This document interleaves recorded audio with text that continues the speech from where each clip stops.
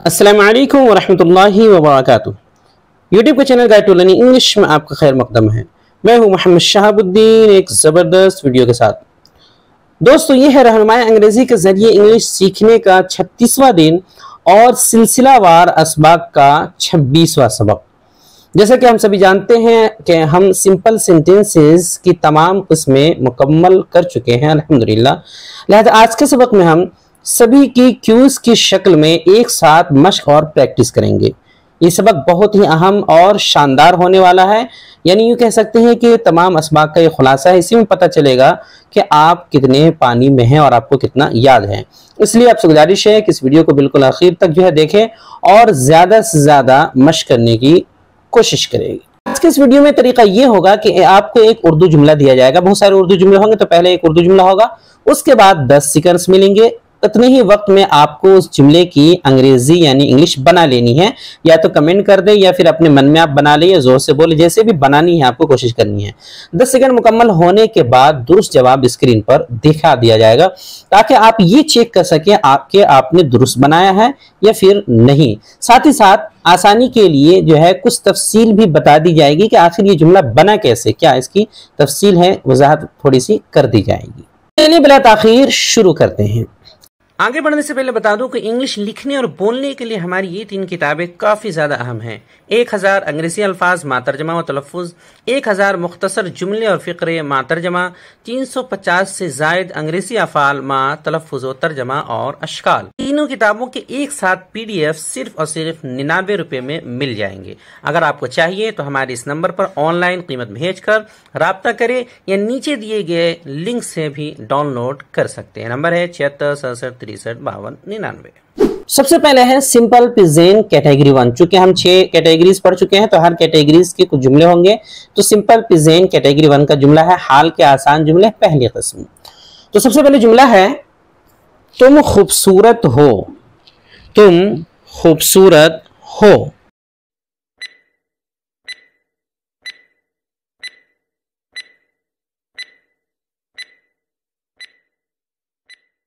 जवाब है you are handsome. You are handsome.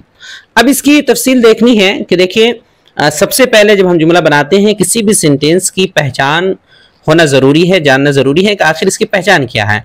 तो आपको याद होगा कि किसी जुमले के आखिर में अगर है, हैं, हो, हूँ इस तरह के अल्फाज हों तो वो सिंपल प्रेजेंट कैटेगरी 1 का सेंटेंस होता है और उसके अंदर हेल्पिंग वर्ब के तौर पर इज एम आर का इस्तेमाल होता है। तो यहाँ सब्जेक्ट जो है चूंकि यू है और यू के साथ इज एम आर में से जो है आर लगता है, चूंकि ये जमा है, जमा होने की वजह से जो है इसमें आर लगेगा। नीस खूबसूरत के लिए आगे जो है हैंडसम का लफ्ज इस्तेमाल होता है अगर मुराद मुजक्कर हो। तो जुमला हो गया यू आर हैंडसम। अगला जुमला है तुम्हारी तबीयत कैसी है। तुम्हारी तबीयत कैसी है।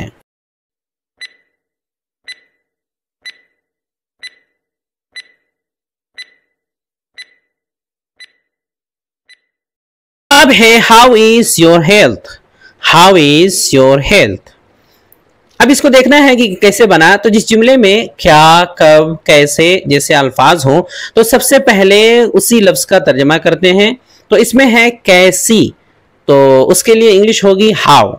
फिर WH वर्ड के फौरन बाद कोई हेल्पिंग वर्ब आता है। तो चूंकि यहाँ सब्जेक्ट आपका जो योर हेल्थ है जो कि वाहिद है, चूंकि एक आदमी की बात हो रही है, एक आदमी की तबीयत की बात हो रही है, सिंगुलर है और इस एमआर में से हैं हूं के लिए इज आता है वाहिद के साथ।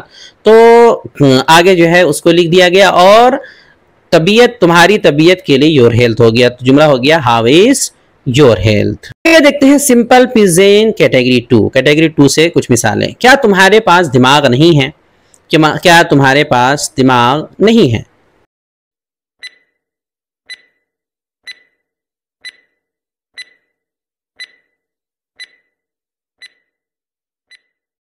अब है don't you have a brain. Don't you have a brain. तो हमने बताया था कि जिस जुमले के आखिर में पास है, भाई है, बहन है वगैरह जैसे अल्फाज का इस्तेमाल हो तो वो सिंपल प्रेजेंट की कैटेगरी 2 है और उसमें हैज़ या हैव में से किसी एक का इस्तेमाल होता है। लेकिन जुमला अगर मनफी हो यानी नेगेटिव हो तो थर्ड पर्सन सिंगुलर में यानी सब्जेक्ट वाहिद हो तो उसमें डजंट हैव और बकिया में डोंट हैव का इस्तेमाल होता है। लेकिन अगर वही जुमला क्वेश्चन वाला हो, सवाल वाला हो, तो वहीं पे डोंट या डजंट को शुरू में लिखते हैं और हैव को सब्जेक्ट के बाद आगे लास्ट से पहले जरूर लिखते हैं। तो इसमें चूंकि यू है सब्जेक्ट आपका जो कि जमा है, तो थर्ड पर्सन सिंगुलर के अलावा है, इसलिए शुरू में डोंट लिखा, फिर सब्जेक्ट यानी यू को लिखा, फिर हैव जो लाजमी है उसको लिखा, उसके बाद अ ब्रेन लिखा। तो जुमला हो गया don't you have a brain. तो जुमला है मेरे 5 मामा हैं, यानी कि मेरे पास 5 मामा हैं।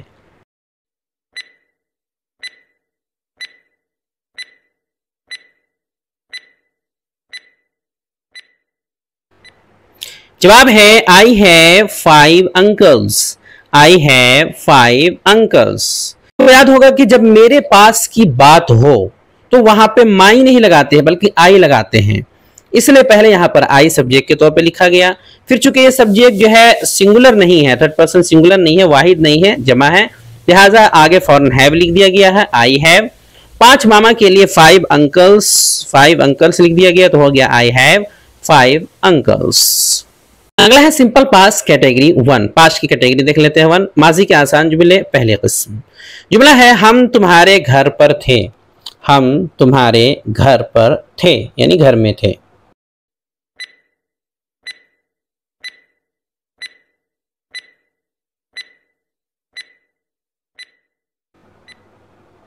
जवाब है we were at your home. We were at your home. अब ये कैसे बना? हमने बताया था कि सेंटेंस के आखिर में अगर था थे थी हो तो वो सिर्फ था थे थी हो तो सिंपल पास्ट कैटेगरी 1 यानी पहली कैटेगरी का जुमला होता है और उसमें वाज वर्ब में से किसी एक का इस्तेमाल होता है। चूंकि यहाँ सब्जेक्ट वी है जो कि जमा है, तो प्लूरल होने की वजह से, जमा होने की वजह से इसके साथ जो हेल्पिंग वर्ब वाज वर्ब में से वर लग गया, तो हो गया वी वर। उसके बाद तुम्हारे घर पर के लिए आता है एट योर होम। एट के माना हो जाएगा घर के साथ जो है होम के साथ एट लग जाता है, तो एट योर होम, तो जुमला हो गया we were at your home. सवाल है क्या वो तुम्हारे वालिद थे? क्या वो तुम्हारे वालिद थे?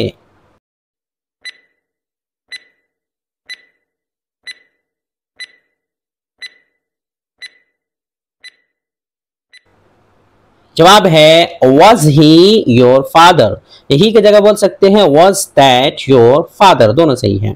तो चूंकि ये सवालिया जुमला है इसलिए शुरू में जो है कोई हेल्पिंग वर्ब लगाना है। चूंकि सब्जेक्ट ही है या दैट कह सकते हैं जो कि वाहिद है, सिंगुलर है, तो हेल्पिंग वर्ब आपका वाज आएगा। वाज वर्ब में से था थी की बात हो तो वाज आएगा। फिर सब्जेक्ट जो ही है उसको लिखा, तो तुम्हारे, उसके बाद तुम्हारे वालिद के लिए योर फादर, तो हो गया वाज ही योर फादर या वाज दैट योर फादर। अगली कैटेगरी है सिंपल पास्ट कैटेगरी 2। माजी के आसान जुमले दूसरी किस्म। जुमला है हमारे पास 3 दोस्त थे। हमारे पास 3 दोस्त थे।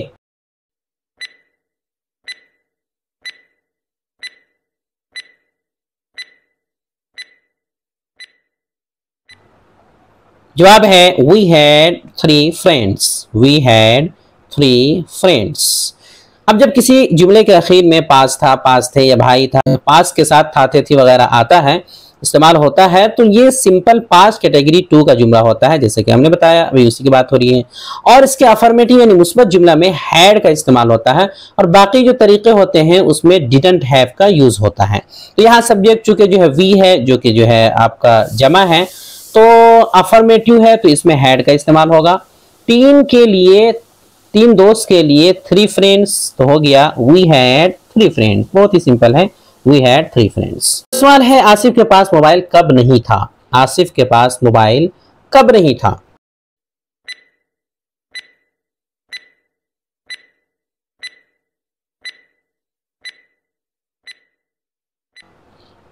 जवाब है when didn't Asif have a mobile।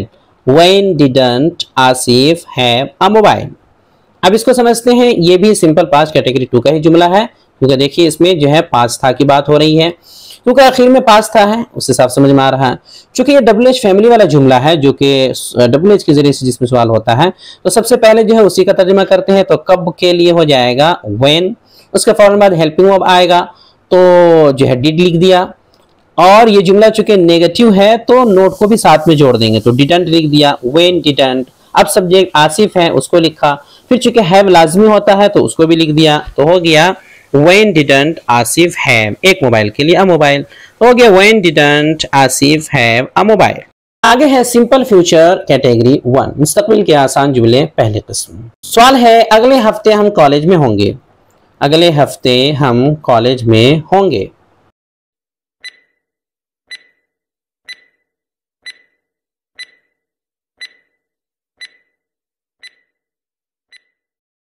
जवाब है next week we will be in college.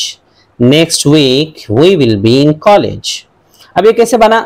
जैसा कि हमने बताया था कि जिस जुमले के आखिर में होगा, होंगे, हो जाएंगे, हो जाएगा, इस तरह के अल्फाज हो तो वो सिंपल फ्यूचर कैटेगरी 1 का जुमला होता है और इसमें सब्जेक्ट के बाद विल बी का इस्तेमाल होता है।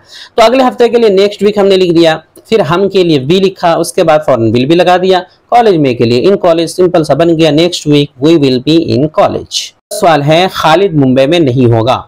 खालिद मुंबई में नहीं होगा।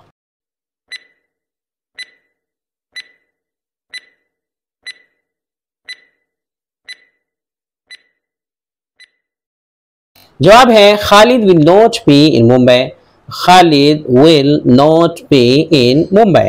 अब इसके आखिर में भी जो है होगा का लफ्ज है, लिहाजा ये भी सिंपल फ्यूचर कैटेगरी 1 का जुमला है। इसमें भी सब्जेक्ट के बाद विल भी आएगा, तो खालिद पहले लिख दिया, फिर चूंकि जो है ये नेगेटिव है तो विल बी सिर्फ नहीं लिखेंगे बल्कि विल नॉट भी लिख देंगे। वैसे ही लिख दिया हमने will not be, Khalid will not be Mumbai में के लिए इन मुंबई, तो जुमला हो गया Khalid will not be in Mumbai. अगला और आखिरी है कि सिंपल फ्यूचर कैटेगरी 2 मुस्तकबिल के आसान जुमले दूसरी किस्म। सवाल है अगले महीने तुम्हारे पास एक नौकरी होगी। अगले महीने तुम्हारे पास एक नौकरी होगी।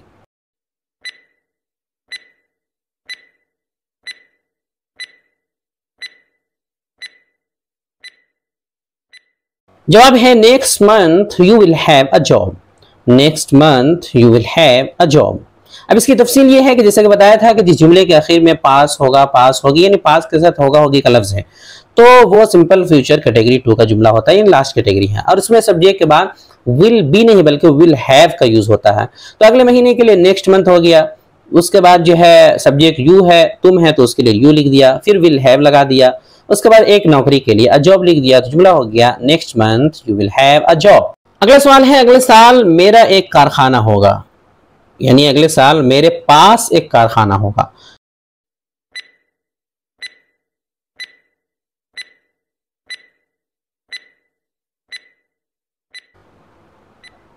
जवाब है next year I will have a factory.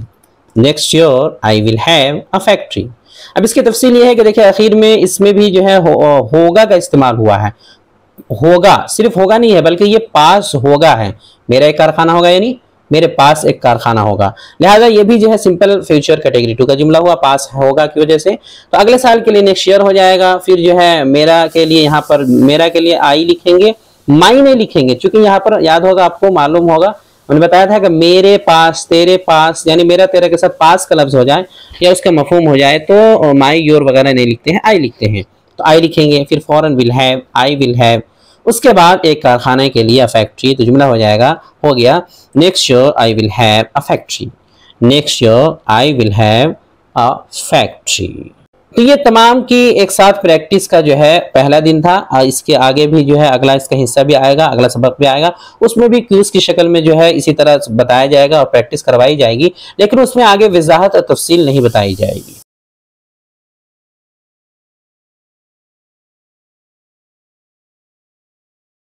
Video देखने के लिए आपका बहुत शुक्रिया।